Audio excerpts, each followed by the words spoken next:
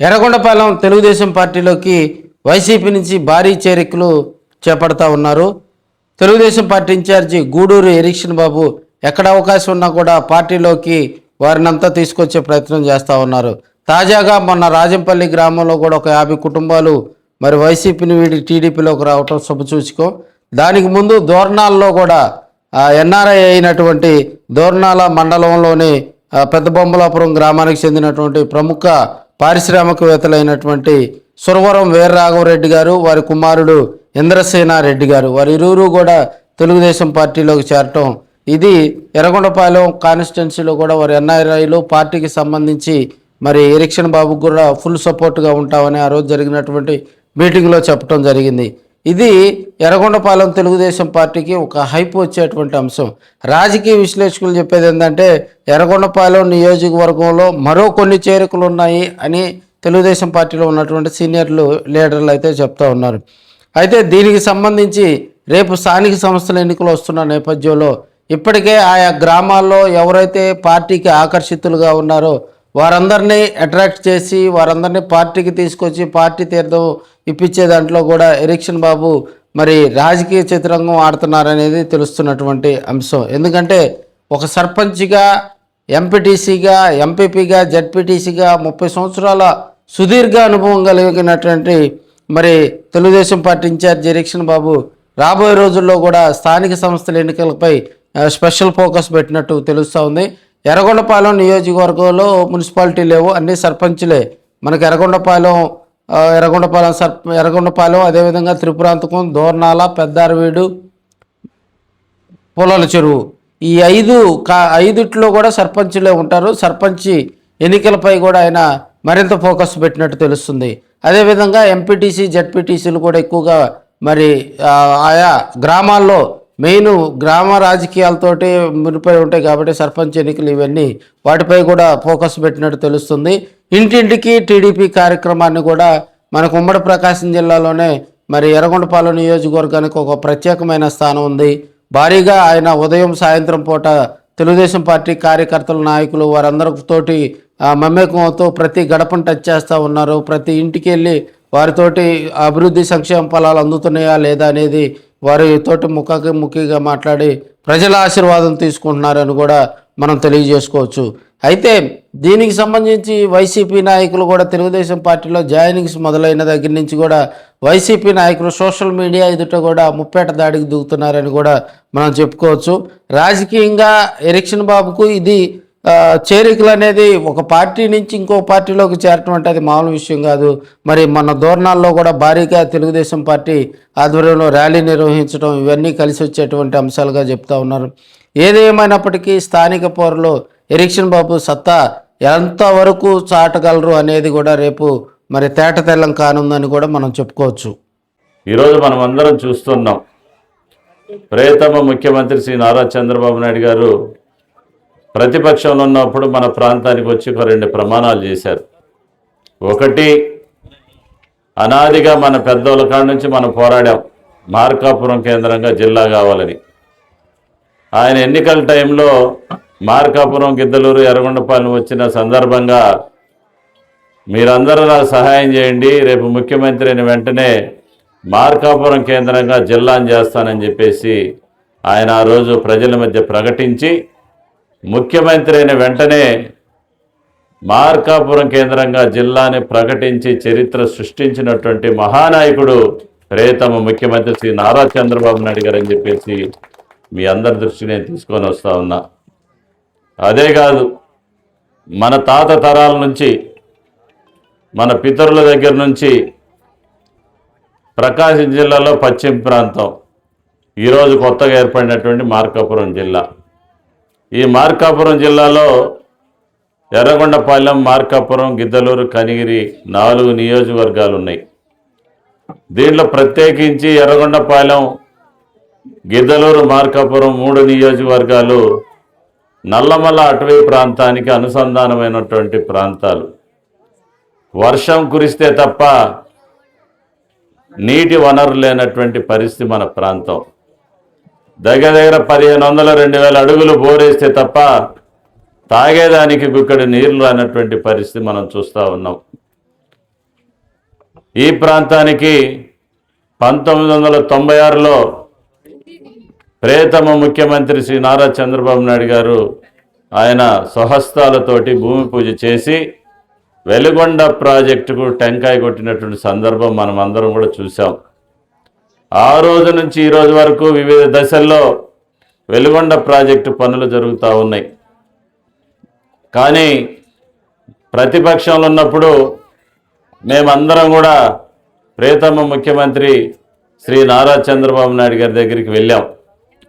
మరి ముఖ్యంగా మన పెదారుడి మండలం నుంచి గుండంచెర్ల, సుంకేసుల, కల్నూతల గ్రామాల పెద్దలందరినీ నేను తెలుగుదేశం పార్టీ కార్యాలయానికి విజయవాడకు తీసుకువెళ్ళి ఆయనతో సమావేశమైన సందర్భంలో వెలుగొండ ప్రాజెక్టు యొక్క ఆవశ్యకత, దాని ప్రాధాన్యత ఆ రోజు ఆయనకి మేమందరం కూడా వివరించడం జరిగింది.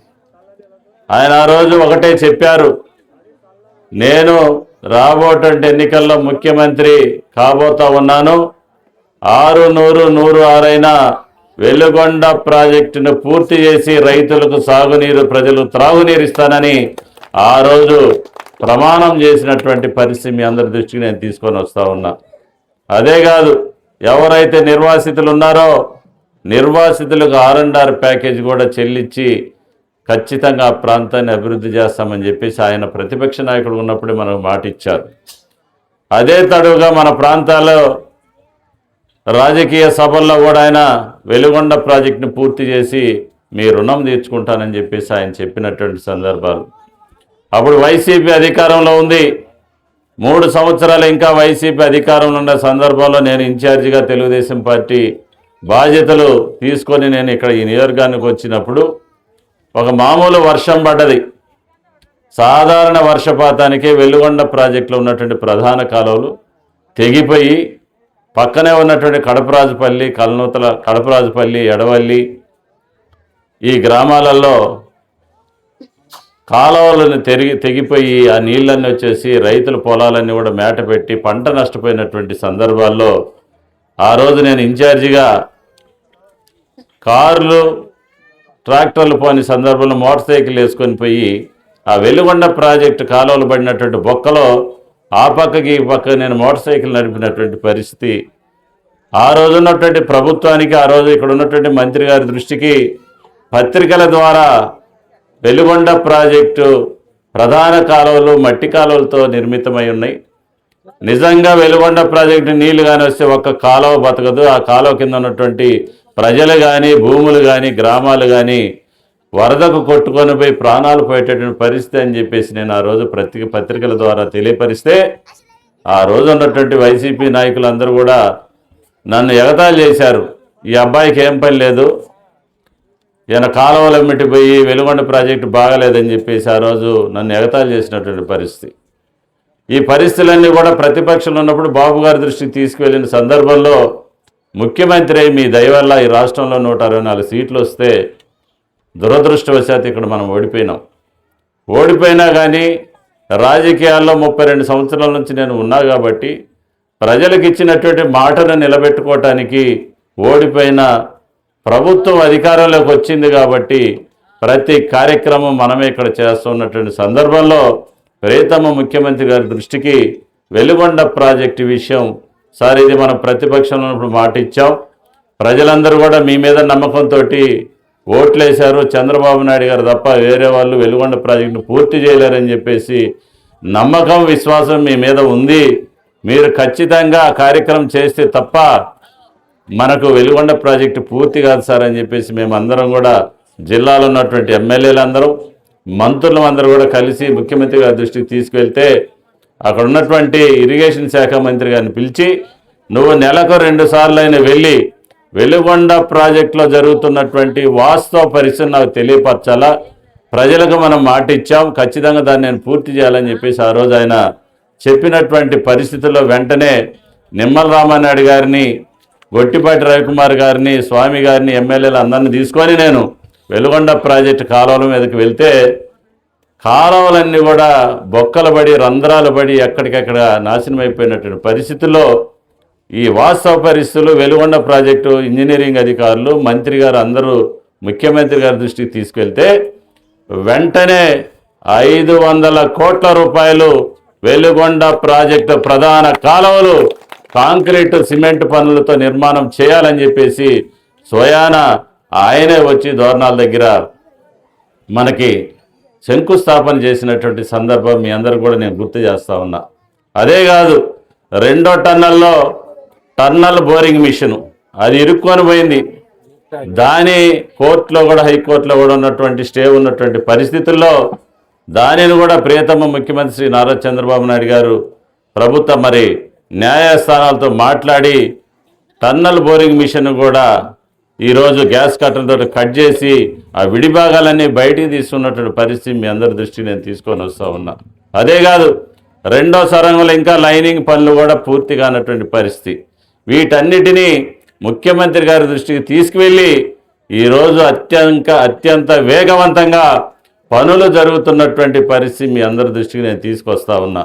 ఇదే కాదు, ఎవరైతే R&R ప్యాకేజీ నిజంగా కల్నూతల, గుండంచెర్ల, సుంకేశల, కాటంరాజు తండాలకు సంబంధించినటువంటి మన నియోజకవర్గానికి సంబంధించినటువంటి 5,000 పైచిలుకు లబ్ధిదారులందరూ కూడా మొదటి విడతగా 300 కోట్ల పైచిలుకు R&R ప్యాకేజ్ ఇచ్చి చరిత్ర సృష్టించినటువంటి పార్టీ తెలుగుదేశం పార్టీ మన నాయకుడు నారా చంద్రబాబు నాయుడు గారిని మీ అందరి దృష్టికి నేను తీసుకొని వస్తా ఉన్నా. దేవుడి దయ వల్ల త్వరలోనే, అతి త్వరలోనే శ్రీశైలం ప్రాజెక్టుకి భారీ వరద ప్రవాహం రావాలా. డెఫినెట్గా మన కళ నెరవేరేటటువంటి రోజులు అతి దగ్గరలో ఉన్నాయి. ఎట్టి పరిస్థితుల్లో వెలుగొండ ప్రాజెక్టు నీళ్లు వదిలేటటువంటి కార్యక్రమం గౌరవ ముఖ్యమంత్రి శ్రీ నారా చంద్రబాబు నాయుడు గారి సారథ్యంలో జరుగుతుందని చెప్పేసి మీ అందరికీ నేను తెలియజేసుకుంటా ఉన్నా. అందుకని మనమందరం కూడా ఆయన వెంట నడవాల్సినటువంటి అవసరం ఎంతైనా ఉంది. అందుకని ఇవన్నీ కార్యక్రమాలు దగ్గర 4,000 కోట్ల రూపాయలు కార్యక్రమాలు పనులు పెండింగ్లో ఉంటే ఎన్నికల టైంలో ఆ రోజు ఉన్నటువంటి ముఖ్యమంత్రి జగన్మోహన్ రెడ్డి హడావుడికి వచ్చి జాతికి అంకితం చేసిపోయింది, వెలుగొండ ప్రాజెక్టు పూర్తయిందని చెప్పేసి ఆ రోజు ప్రజలను మళ్ళీ మభ్యపెట్టి ఓట్లు అడుక్కోవాలన్నటువంటి ఆలోచన చేసినటువంటి పరిస్థితి మీ అందరి దృష్టికి నేను తీసుకొని వస్తూ ఉన్నా.